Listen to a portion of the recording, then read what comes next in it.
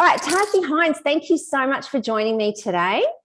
Thank you for having me. I am so excited. I've got some friends at the moment that are looking at selling rent rolls, and this is why I've thought I've got to get you on board to help real estate agents to be able to prepare their rent rolls in order to sell. So can you give us a little bit of a background about yourself and then what you're doing to help real estate agents with their rent roll? Great. Okay, so my background is in, I came from the business brokerage background. That is where I kind of got placed, and then I started doing valuations for real estate offices and their rent rolls. So I've been valuing for quite a long time. I have seen the good, bad and ugly. I've been part of many, many transactions. And I also do rent roll due diligence, which is helping them either prepare their rent roll for sale, or in the contract of sale, there'll be a due diligence clause, so I can come in on the buyer's behalf and do the investigation and report back to them and basically help the contract at the end of the day settle as well. So there's consultancy as well that I do. So that's a very quick snippet. Yes. Of what we do. But as we kind of get into this, I'm sure that there'll be a lot more that will come out and they'll get a better understanding. Perfect. So your business is Opulence Consultancy. That's your business. Yeah, I have a few branches. So can I quickly run through that? Absolutely. Yeah. Okay. And the Tarsi way. I like the Tarsi way. Thank you. So it's my style and the way I do things. And my style has been created. Every product has been created through, I have been valuing rent rolls for, in excess of 18 years. I've been in business brokerage. That's where I started when I was 16 years of age. So I have been doing that for over 24 plus years. What else have we've got? And I've also owned my own rent roll. So with all of that, so you understand where the agents are coming from to buy and to sell. From every angle, what's kind of needed. And I've made all the mistakes. So every product's created so that you don't have to make the mistakes, right? And it's just, how do we clean this up and how do we run better, affluent and more efficient businesses? That's my goal.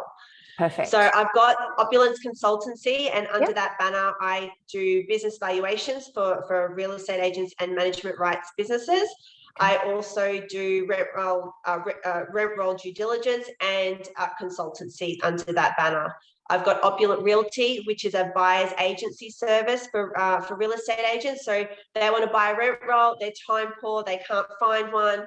They can come to me and I'll do all that research and I'll go find it and find something that will suit their business.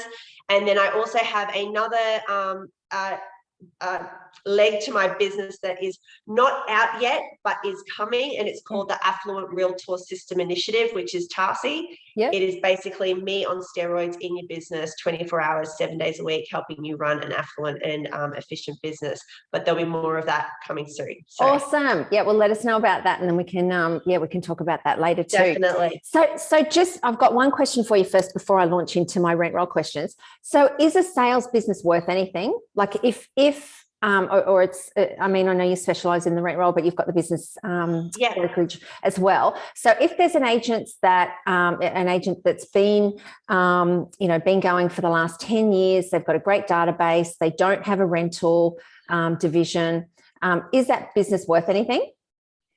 Sales agencies, they normally have a nominal value, and it's going to come down to, I will just say this, it'll come down to the amount of employees that are in that business, like sales agents. How many, who's dominant, who's not, like if everyone's like really not, because the risk factor associated with sales is based on the salesperson and also economic factors. So the economy can literally basically business can walk out the door. That salesperson, or it can literally take us to ground zero. And then your sales agent, same deal. If they walk out the door, you've lost a massive part of your business, because everyone will follow. Although the listings with you, it follows a sales agent. It really does. It's very dominant to that sales agent. So that's the risk factor involved, and that's why they normally will achieve a nominal value. So when you when I say nominal, it's somewhere up to around 50,000. Look, it could be more. I'm not saying it's not going to be more, depending on a couple of factors. However, a nominal value, you're literally just buying plant and equipment, the name on it, the branding, and that's what you're actually taking over. And you're taking the risk associated with the salespeople. And then, if the business owner is the one who's been dominant, but he's completely burnt out and all he wants to do is leave, well, what are you buying? Yeah, you're buying a exactly. shell. Yeah, you're buying a foundation of Yeah. something. Yeah, okay. So what about a database? Is that worth anything? Well, that all comes part of that nominal value. Right, You know, okay. it's just, All right. Okay. unfortunately, Yeah, I no. know. I just thought I'd ask. All right. I kind of knew the answer, but anyway, I was hoping something may have changed. Yes, databases are now worth this much, But anyway, all right. Okay. Now we'll go into the rent rolls. Okay. So what should you know when you're selling a rent roll? So say my girlfriend who's got she's got 100 properties. What should she know when she's selling? Everything about her rent roll. Okay. Everything. So she should know all the statistics about her portfolio. She should know how she's operating it. She should know the paperwork and the management of that. She should know that everything is up to date. Everything's been completed in accordance with legislation. She should also know the value of her rent roll at any point in time, so that she's got a very good idea of what she's actually selling in the market. And she should also know what's actually sold around the place. So part of a valuation, you would get that sort of data in that valuation. You'd know all your statistics. That's what it's my job to go through your portfolio, run through and get you all your statistics. I go through a financial analysis of that portfolio. You get a general idea of what's going on, and you also get all the sales, like there's sales evidence of what's actually been sold in your area for the last 12 months. Right. And if we can't find anything that's been sold in your area for the last 12 months, well, we will try and compare of similar areas into your area. So you need to know everything, and you need to know exactly why you're selling and what you actually want. So like in the contract of sale, let's say you're going to have retention clauses and restriction of trade. And, if you're leaving the industry, are you wanting to stay in? You're going to work under the buyer. Are you completely leaving the industry, and why are you leaving? I've had contracts where situations, not I haven't done the contract, but I've had situations where they want to sell. They've gone to market. They haven't thought about restraint of trade. They haven't thought about the retention period and understanding that in its entirety. They don't know anything about their rent roll, and they've just said, I want this multiplier. Yeah, right. And then they finally go to contract, and all of a sudden it's like, oh, but no, like they're leaving the industry, right? Like you have told the buyer you are leaving the industry. So the buyer's putting restrictions on you on the basis that you're leaving the industry. And all of a sudden you're going, oh no, but that's not what I want. Like I want to be able to do X, Y, Z. Well, then you start putting the risk factor back on the buyer. The buyer goes, I don't want to do this. I'm out. Exactly. And you've already asked the top dollar, and they've gone, oh, happy to pay you top dollar. Yeah. But not on those terms. They're not going to buy your rent roll and then leave it open for you to get it back next week, or after the retention period's over. Exactly. Yeah. So you've got to be, when you're in the position of selling, my advice is always you got to think like a buyer. Yeah. And when you're buying, you got to think like a seller. That's how, and the middle part, that middle ground is where the contract terms and conditions are formed. Yeah. And But I guess you can help people with that too, to say, okay, what is your goal? Okay, we're going to have to make sure you do it this way then, to sort of get them clear as to where they need to go. Yeah. Yeah. And then they've got to really understand their rent roll. It's same on buyer and seller side, because both need to actually have a very clear understanding of their rent roll before they actually go to market. Because, I come in on the purchases so that they literally go to market, seller puts it on market. Yeah. They haven't done any work. They've said, oh my God, it's beautiful. It's amazing. I've got the best rent roll in town. I hear it all the time. I've got a great property manager. We all do.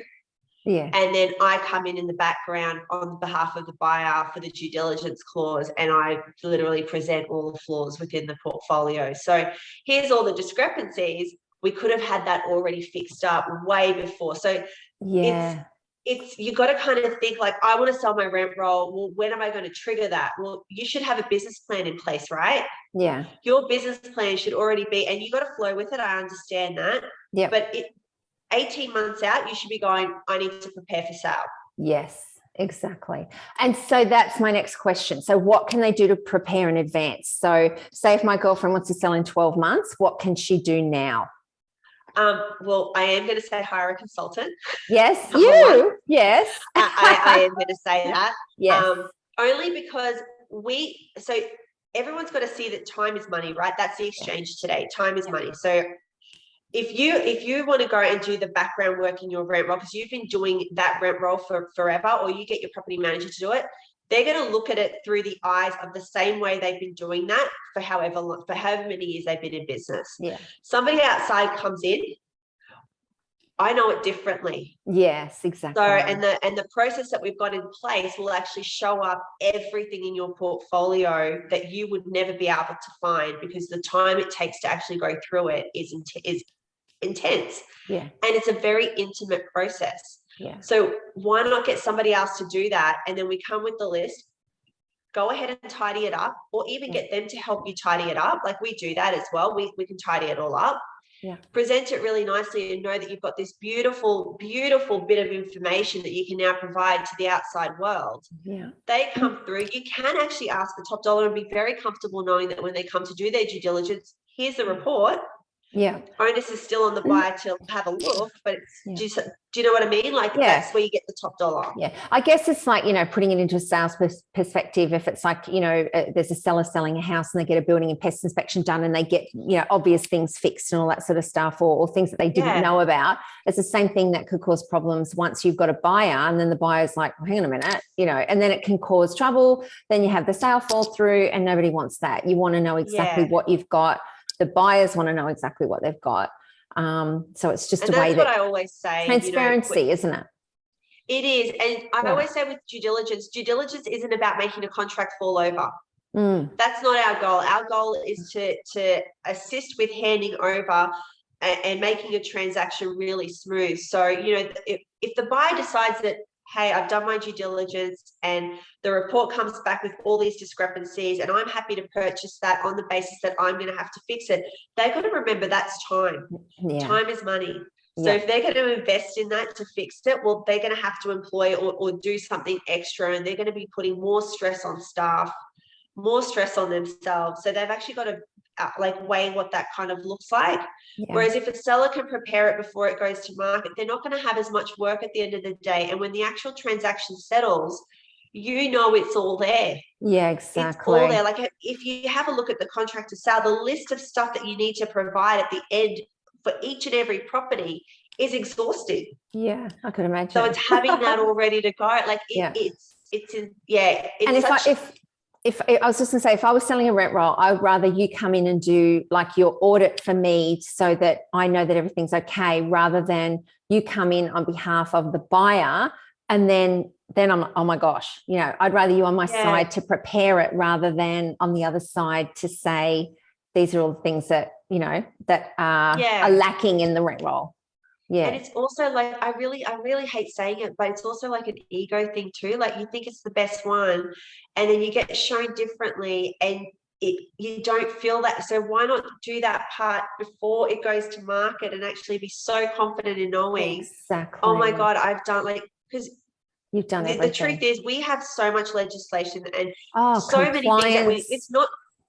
Everyone just goes, oh yeah, it's just the Real Estate Agency Act and the Rooming and Accommodation. Well, no, you've got fire acts, you've got trust account acts, you've got, smoke alarm. Like it's exhausting in what we have to do as a property manager. Things get missed. Yes. Exactly. So let's tidy it up as we go. And they should be doing this as we kind of are in business. It's like owning a property. Every so often you're going to have to put a lick of paint on a wall. Yeah. Exactly. Kind of, you know what I mean? Like it's just what we do. Yeah, absolutely. All right. So what should you know when you're buying a rent roll? So some of the things I thought of is where the property's located, commissions they charge, it might be a lot less or whatever, vacancy factor, arrears. Yeah, so that's all the statistics of the portfolio. You want to know all of that. Mm-hmm. I'm going to go a little bit deeper because I'm going to go from the buyer's point of view. We'll start not just for what you need to know when you're actually buying that rent roll and what you need to look at, but going into your own business and having a look at what you've got. So you should know all your statistics. Mm-hmm. You should know what you can borrow. You should know what that what the recurring income is in your portfolio, and you should have your business plan ready to go. So you actually know when you start looking for a rent roll, when you start looking at their statistics, doesn't match your business. When you start looking at their income and what that portfolio generates, is that going to work for my business? Okay. What are the additional expenses that I'm going to incur when I actually purchase this rent roll? So it goes a little bit deeper. It's not just like, oh my God, I'm just going to go buy that one down the road and I'm going to slap it into mine. Yeah, no, it's Do you all got have to a fit. foundation ready for it? Yes. Is it the right fit? Yes. They're the question. Does it fit my business plan? Yes. They're little factors that no one kind of sits back and goes, oh, they literally wake up in the morning, I'm going to go and I'm going to add an extension to my home. And they don't do any of the foundation work. And all of a sudden they add it on top and it just crumbles or it walks out the door. So you're paying a lot of money. You've got to always remember you've got a piece of paper that you are paying money for that has a 30-day termination clause. And some of them are worth like $7,500 just for one piece of paper.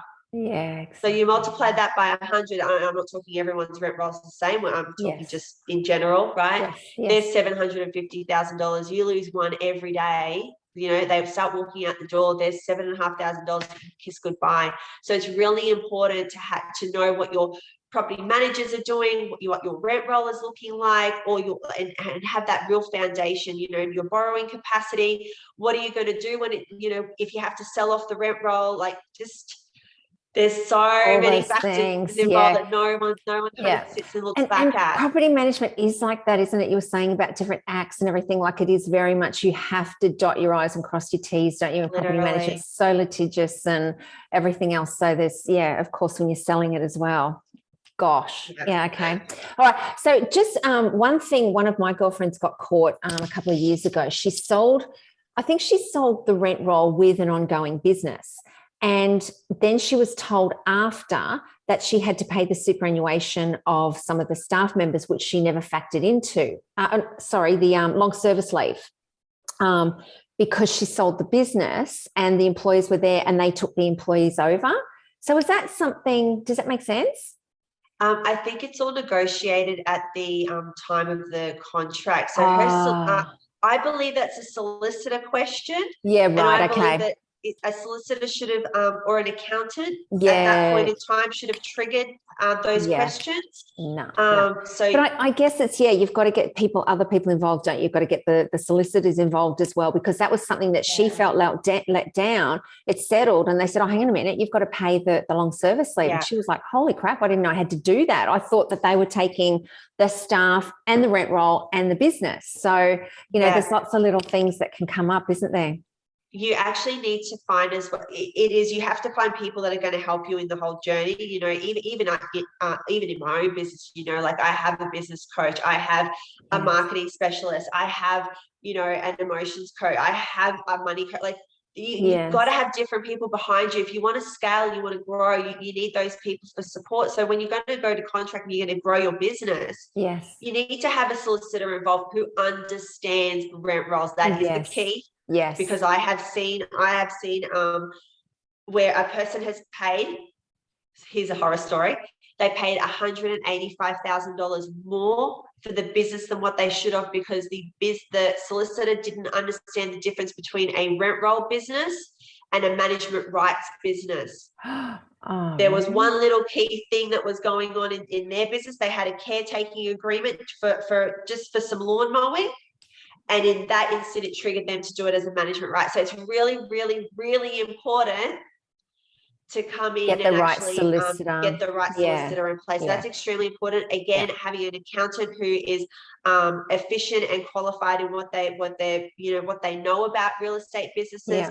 Look, money's money, so they should be able to help out. But being able, especially with like staffing, being able to trigger those types of questions, they should have lists of what you kind of need to do in the contracts and so forth. So you've got all of them, and then you've got your brokers, and then you've got your finance people, and then you've got your consultants. Like, we're all a team. You got to have a team of people behind you, and they take you to that next level. Yeah, because your solicitor, like a lot of people have their family solicitor that does conveyancing, criminal law, they do, divorces, they do, whatever.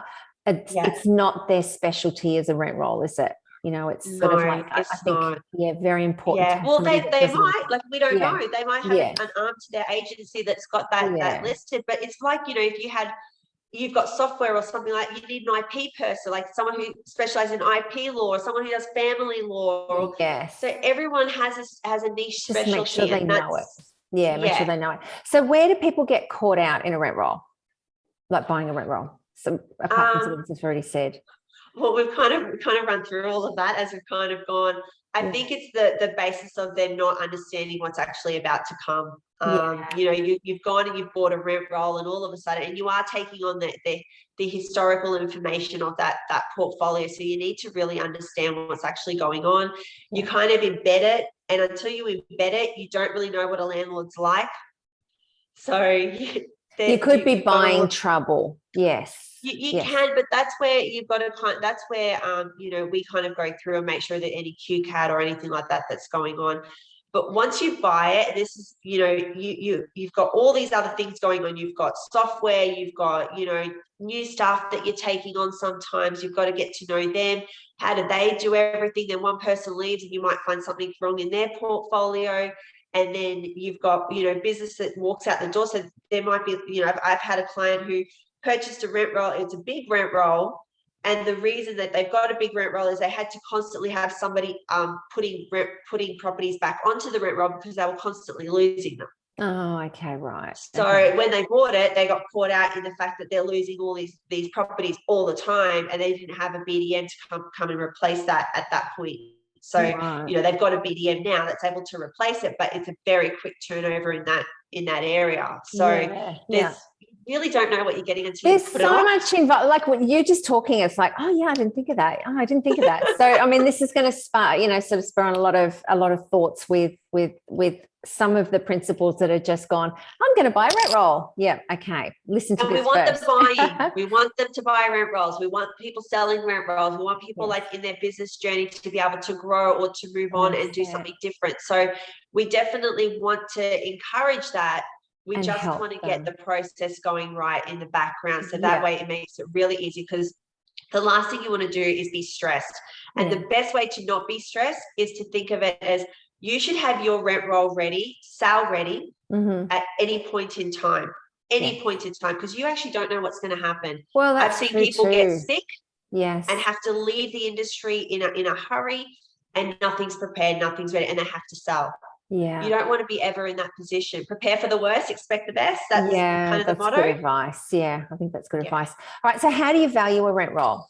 Just simply. Obviously, it's Very simply, yeah. there is the industry method is that we adopt a multiplier over the management fee income. Mm-hmm. The way that I value, I'll also take into consideration all the income streams generated by the portfolio. I will have a look at all the expenses of running that portfolio and determine the yield, like an investment yield that you're actually going to be achieving.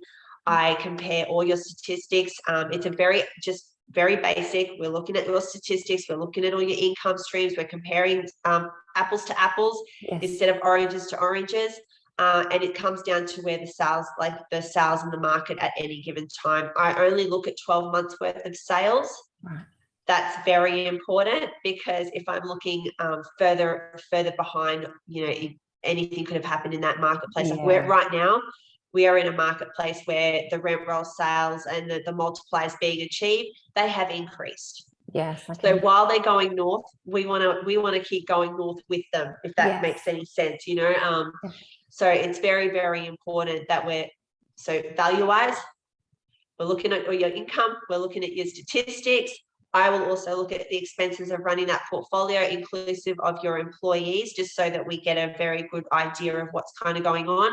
Yeah. I also do a spot check of just a management agreement and a tenancy agreement for a small portion of your portfolio. It is not a due diligence. Okay. I'm just going, what you're telling me is true and correct. So that commission rate matches what's in the data that you've given me. Yes. That rent matches the data that you've given me, and I make it on an assumption that your whole portfolio is true and correct. Yes. And then I'll start asking questions, because there's a lot of checks and balances that comes in. You know, like I will check income streams against profit and loss statements. I will check income streams against statistics. I will start asking questions if I'm coming in too high, like, why is this? What it tells me that you've got an extra 22 properties on your rent roll, but I can't see it, or what's going on here? Or you've got 22 too many. Where are we? Like, and Yeah, We right. cleaned it all up. Okay. And once we've got all that nice and tidy, then we know exactly where it is, and we can compare all the sales evidence and come in and turn it with the multiplier of where it currently sits in today's marketplace.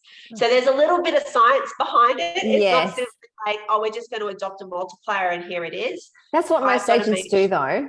Yeah, that's what most Yeah. agents do. Yeah. Yeah. You hear them We've got to talking. look at everything because, Yeah. you know, your location will actually determine as well what your multiplier is going to, like the highest multiplier you can kind of achieve. You know, you can't really achieve, you know, a 3 times multiplier. Well, you're not going to, at the moment, you're not achieving a 3 times multiplier in country versus, you know, but you will in the city, or, and it depends on where you are in the city. And it depends, you know, are you in the Ipswich area? Are you in it's so dependent on so many factors. You know, do you have a high property to landlord ratio? What's that look like?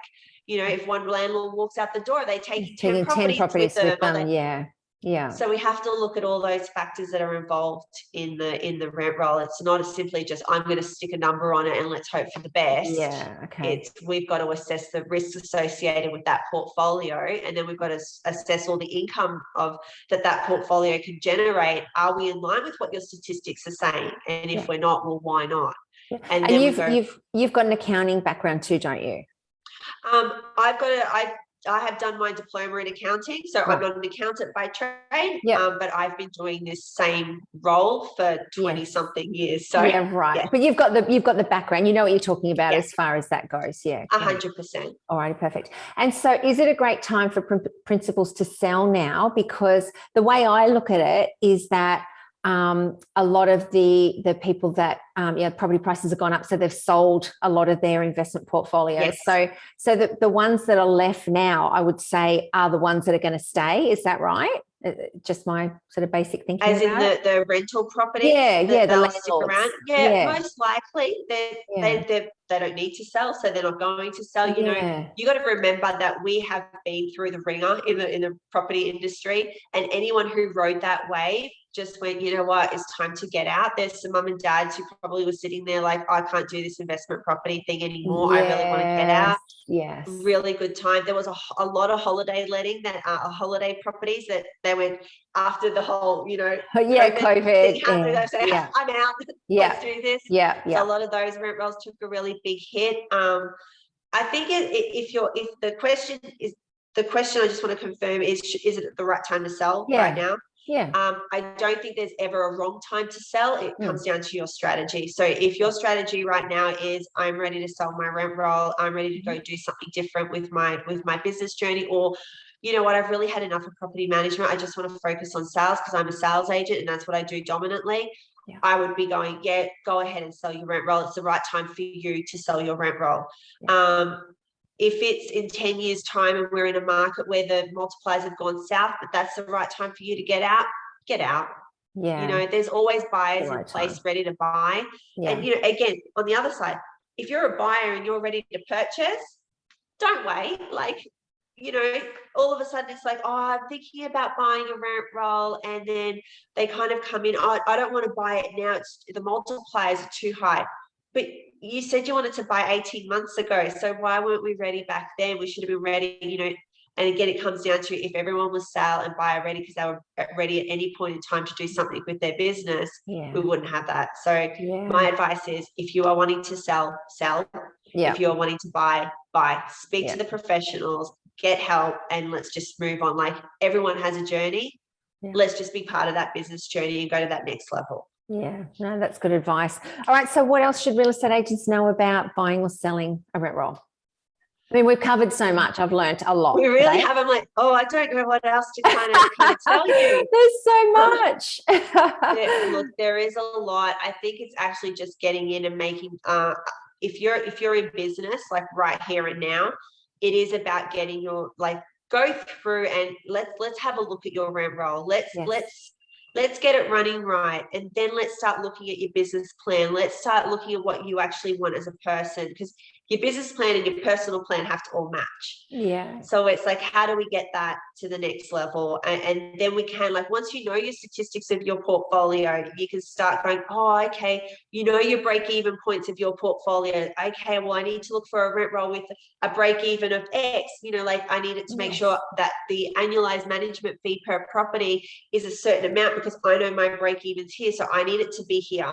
Yeah. There's just, if we can get prepared in every way, shape, and form, I think you're going to know everything about your rent roll, and you're going to know everything about buying, because then you can start talking to the professionals. Yeah, no, that sounds great. And like you say, you never know when you're going to want to sell. And if you can talk to somebody and say, you know, what's your plan? 5 years you want to sell. Okay. They might think, okay, I'm going to put on a BDM and build it up as much as I can in the next 5 years, ready to sell.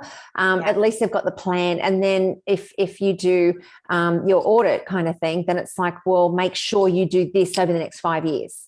And you kind of want to always be checking from the start, you know, like there's great BDM coaches out there, and I highly recommend they're the other specialists. You know, you go and get a BDM coach that helps you in that area. It's fantastic, but know how to complete a management agreement properly. Yes, because there's so much room for error in that.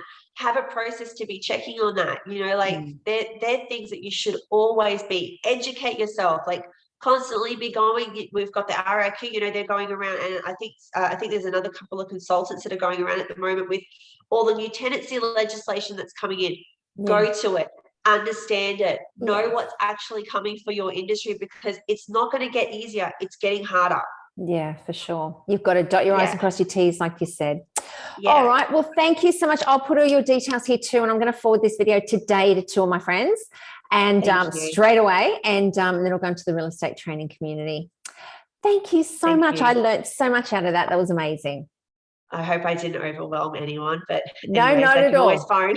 Absolutely. No, that's your job. It's to show us that there's a lot more involved than just saying, I want to buy a rent roll, I want to sell a rent roll. I don't want people to get caught. You don't want to get, people to get caught. They've got to know what they're doing. It's not as simple as that. You know, there's just so many things that can go wrong and does go wrong and costs them a lot of money at the same time. So we want to try and save people from making those mistakes. Yeah. All righty. Thank you so much. Thank you for having me. Thanks heaps.